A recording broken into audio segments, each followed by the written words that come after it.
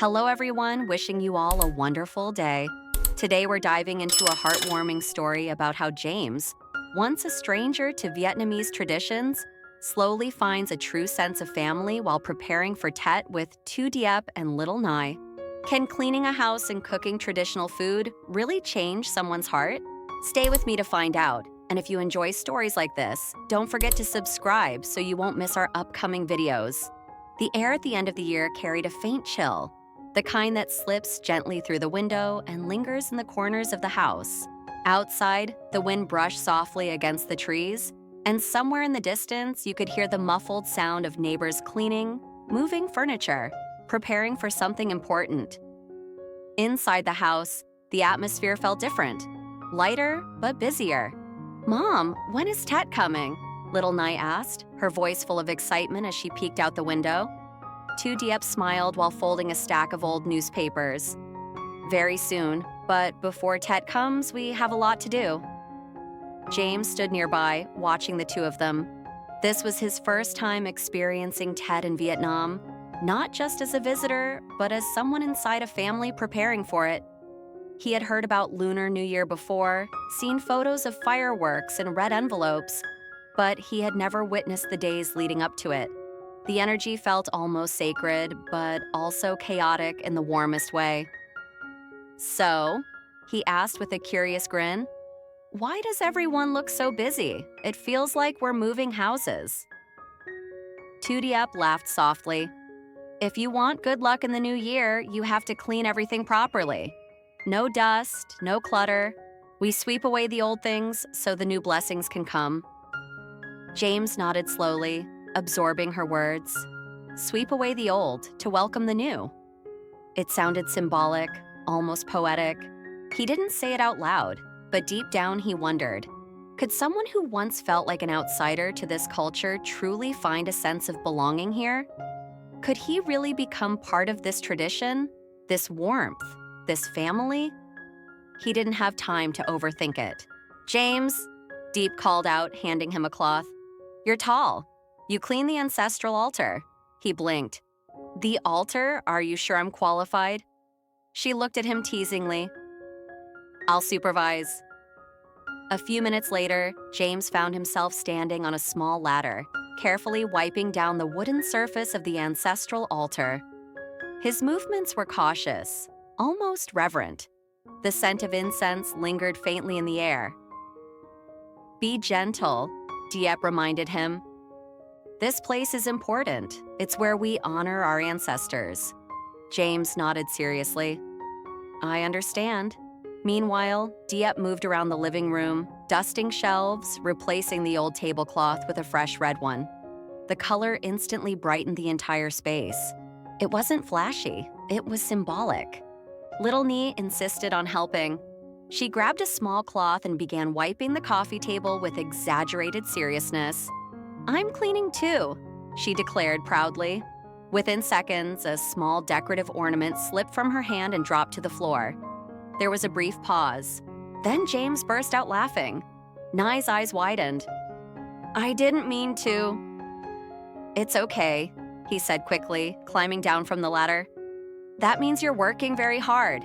Deep shook her head with a smile. "This is why we don't let you handle fragile things." The three of them ended up laughing together in the middle of half-moved furniture and scattered cleaning supplies. The house was messy in the process of becoming clean, but somehow it already felt warmer. As they worked, James began to realize something. This wasn't just about dust. It wasn't just about cleaning windows or polishing wood. It felt like a ritual, a reset, a quiet promise that whatever happened in the past year, they could leave it behind.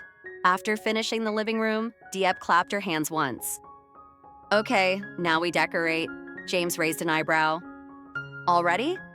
"We can't welcome Tet without decorations," she replied. From a cardboard box tucked away in the corner, she pulled out red banners with gold calligraphy. The paper shimmered under the afternoon light. James leaned closer, squinting at the flowing characters. "What does this say?" She pointed at one. "An Khang, Thin Vuong." It means peace and prosperity.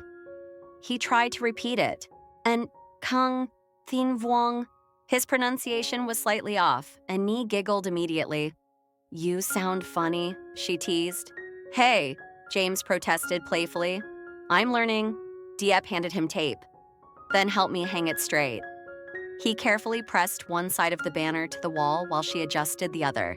They stepped back to examine their work. "Crooked," she said. "It's artistic," he defended. She gave him a look. He sighed and fixed it. Next came the peach blossom branch they had bought earlier. Its delicate pink flowers looked almost unreal against the green stems. James carried it carefully into the center of the room. "Wow," he whispered. "It's beautiful." "It symbolizes new beginnings," Diep explained, "and hope." Nye ran over with small red envelopes, carefully hanging them on the branches like ornaments. The bright red against the soft pink blossoms created a striking contrast. James stepped back again, taking it all in. The room no longer looked like an ordinary living space. It felt festive, alive. "Red everywhere," he commented. "Yes?" Diep nodded. "Red means luck and happiness." He looked at her thoughtfully. "Then I hope we get a lot of it this year." She didn't respond immediately, but her smile softened. As the afternoon turned into evening, the decorations were finally in place. The house felt transformed. Not extravagant, but meaningful. Every item had intention behind it. "Are we done?" James asked, wiping his forehead dramatically. Diep shook her head. "Tomorrow we prepare food." His eyes widened. "There's more," she laughed. "Of course there's more. Food is the soul of Tet." The next day, the kitchen became the heart of the house. Ingredients covered the counter: sticky rice, mung beans, pork belly, banana leaves. James stared at the setup. "This looks serious." "We're making banchang," Diep announced.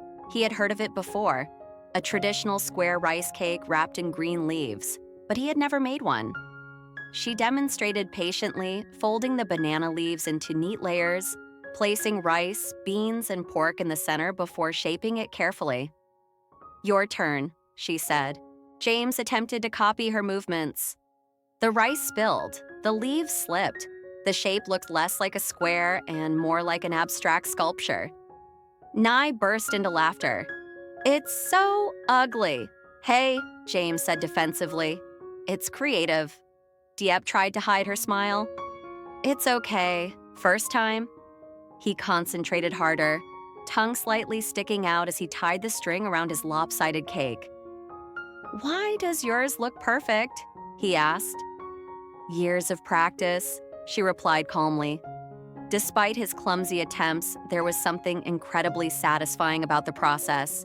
The repetitive folding, the careful wrapping, it felt grounding. Soon the stove was filled with simmering pots. The aroma of braised pork with eggs, pickled onions, and bamboo shoot soup filled the air. The kitchen grew warm, almost humid from the steam. James leaned over one of the pots and inhaled deeply. "That smells amazing." He tasted a small spoonful of the braised pork and blinked in surprise. "Wow, that's intense, in a good way." Diep chuckled. "It's supposed to be rich. Tet food isn't light." Nye tugged at his sleeve. "Daddy James, can we eat now?" "Not yet," Diep answered gently. "This is for Tet." James looked around at the bubbling pots, the laughter, the scattered ingredients. The house was no longer just being cleaned or decorated. It was being filled with scent, with sound, with memory. And for the first time, he didn't feel like an outsider watching from the side.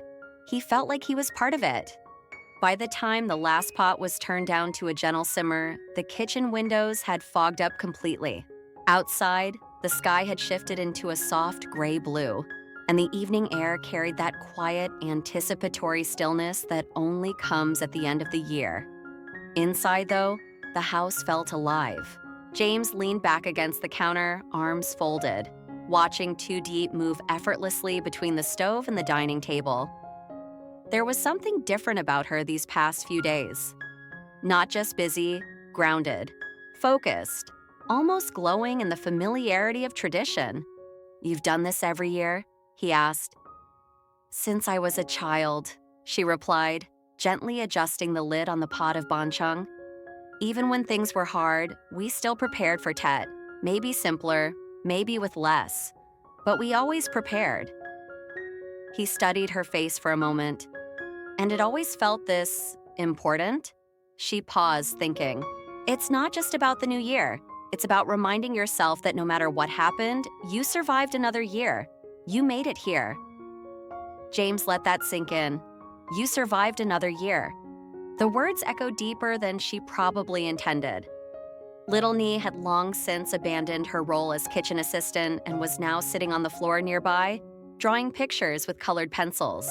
Every now and then, she would look up and ask random questions. "Mom, will the fireworks be big this year?" "Yes." "Will I get lucky money?" "If you're good." Nye turned to James with wide, hopeful eyes. "Will you give me lucky money too?" He laughed. "I guess I have to now." "You must," Diep said lightly, but there was a playful challenge in her voice. "It's tradition." "Okay," he surrendered. "I'll prepare my budget." As the food continued cooking, they shifted back to the living room to tidy up the last few details. The red banners hung straight now. The peach blossom branch stood proudly in the center of the room, dotted with red envelopes. The new tablecloth lay smooth and wrinkle-free. James picked up a small decorative knot made of red string. "Where does this go?" "By the door," Diep answered. "It's for good fortune." He walked over and carefully hung it on the handle. When he stepped back, he felt something shift inside him. Not dramatic, not overwhelming, just subtle. A quiet sense of participation. They weren't celebrating yet.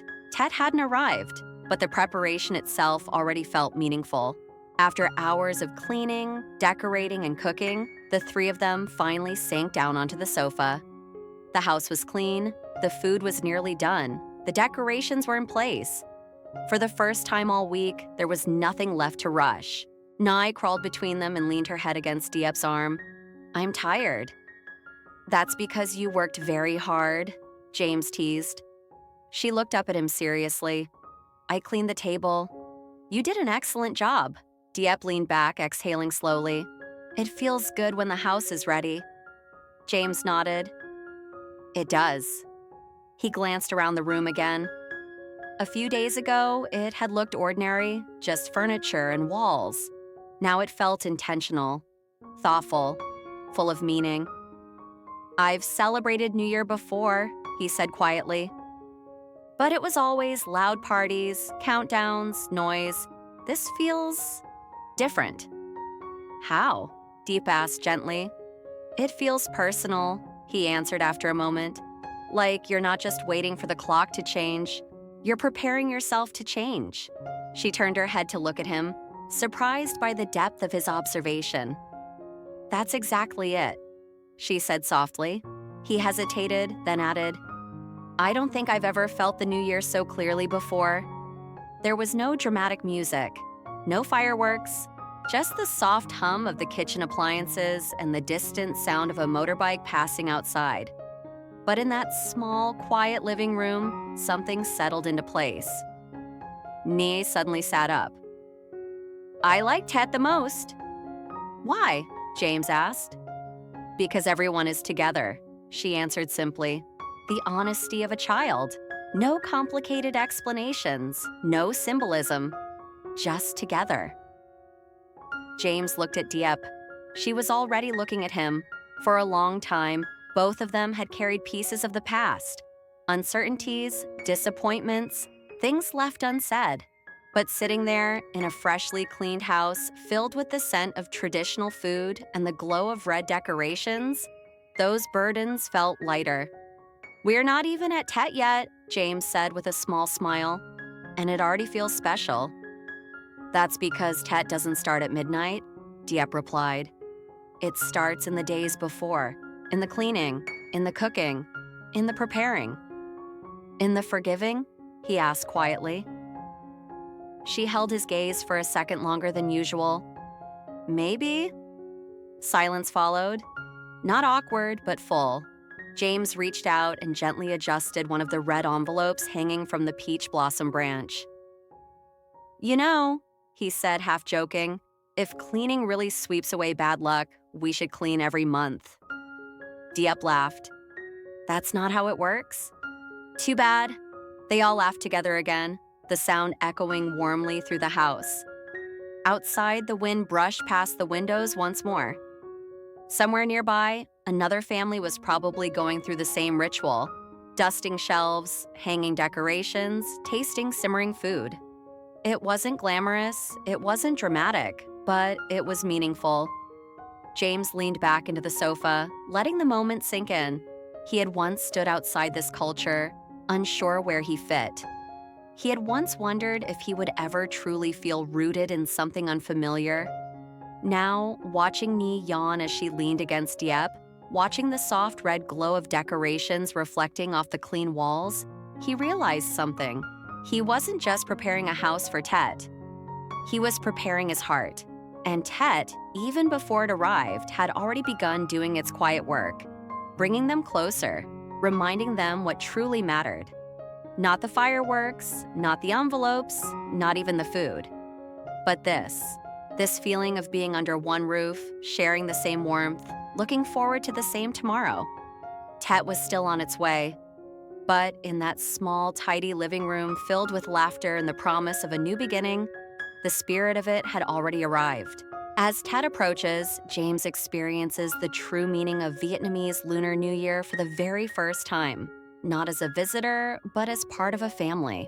Together with Tu Diep and little Nhi, he joins in the meaningful traditions of cleaning the house, decorating with red banners and peach blossoms, and preparing traditional dishes like bánh chưng and braised pork.